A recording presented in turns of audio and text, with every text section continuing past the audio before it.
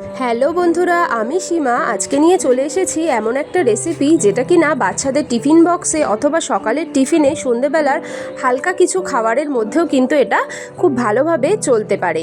আজকে নিয়ে এসেছি চিড়ের পোলাও।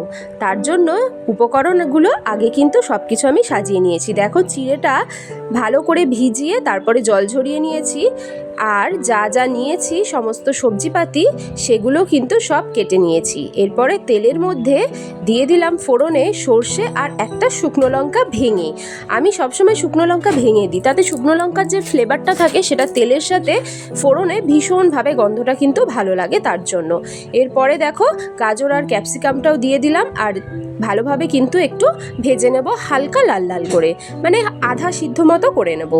এরপরে দেখো, যেটা চিড়ে আমি ধুয়ে রেখে দিয়েছিলাম সেটা কিন্তু আমি দিয়ে দিলাম। আর আমি কিন্তু সর্ষের তেল ইউজ করেছি, যার জন্য আলাদা করে কোনো রকম কোনো হলুদ বা কালার কিচ্ছু ইউজ করার দরকার নেই। সর্ষের তেলে নিজস্ব যে কালারটা রয়েছে তাতেই পোলাওয়ের কালারটা দেখবে একদম ভীষণ সুন্দরভাবে চলে এসেছে। তারপরে ভেজানো কিশমিশ আর কিন্তু লঙ্কা কুচিও দিয়ে দিলাম, পরিমাণ মতো নুন আর স্বাদ ব্যালেন্সের জন্য চিনি।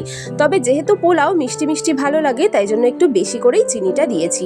দেখো বন্ধুরা, আমার কিন্তু পোলাও একদম রেডি হয়ে গেছে।